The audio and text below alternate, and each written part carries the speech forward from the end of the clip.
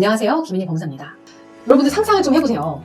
정말 많은 채무 때문에 숨이 막힐 것 같았어요.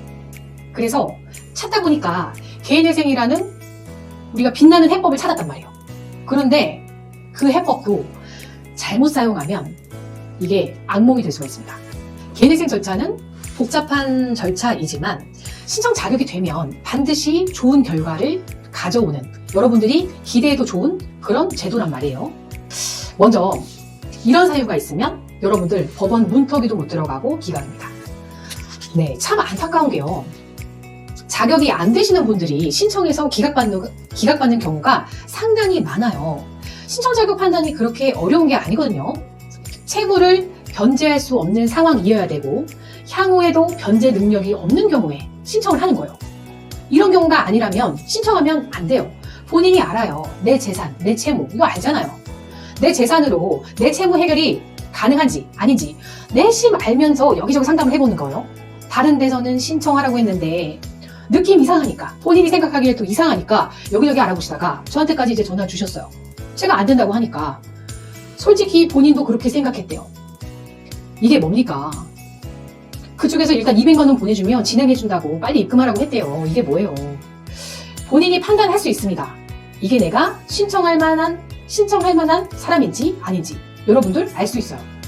두 번째, 개인회생을 통과했어요. 신청해서 통과했어요. 그런데 그 면책이 1년 안에 취소될 수도 있습니다.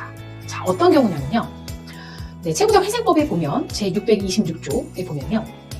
법원은 채무자가 기망 그 밖에 부정한 방법으로 면책을 받은 때에는 이해관계인의 신청에 의하거나 직권으로 면책을 취소할 수 있다. 이렇게 돼 있어요. 그러면 여기서 기망 그 밖에 부정한 방법으로 면책을 받은 때가 뭘까요? 법원을 여러분들이 속이는 행위를 말하겠죠. 그래서 자료 위조하셨다가 추후라도 밝혀지면 1년 안에 취소될 수 있다. 이것도 주의하셔야 됩니다. 세 번째, 변제금 누구나 다 적게 내고 싶어요. 그런데 변제금 적게 내려다가 기각당할 수 있습니다. 소득이 적으면 적게 변제할 수 있어요. 그래서 그런지 나이에 비해서 소득이 지나치게 적은데 이걸 노리고 개인회생 신청하시는 분들 많이 보입니다. 그런데 이게 지나치게 낮은 소득으로 적게 변제한다고 신청했다가 최저 변제 기준을 충족하지 못한다면 기각될 수 있습니다. 따라서 여러분들이 법의 테두리 안에서 적당하게 변제를 하셔야지 말도 안 되는 기준을 여러분들이 들이밀 수는 없는 거예요. 법원에서는요, 변제 수행 가능성이 없는 사람한테 기각을 합니다. 그래서 이걸 여러분들이 기억을 하셔야 되고, 또 객관적으로 자신을 잘 바라보셔야 돼요. 그리고 그 법의 테두리 안에서 내 권리를 지키는 것으로 개인회생 제도를 이해를 하셔야 됩니다. 네 번째로는요, 여러분들께 당부의 말씀을 좀 드릴게요. 개인회생 절차는 실제로 이렇게 이루어지거든요.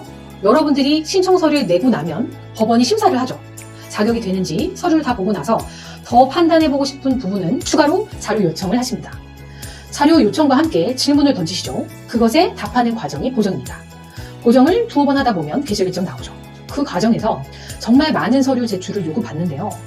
개인회생은 채무를 탕감받는 제도이다 보니까 채권자의 입장을 반드시 고려해야 됩니다. 즉, 채권자에게 손해를 입히는 것으로 볼 수 있기 때문에 이 관련 절차가 쉽지 않다고 보시면 됩니다. 특히 최근에는요, 개인회생 제도의 악용 문제가 또 사회적으로 부각이 되고 있어요.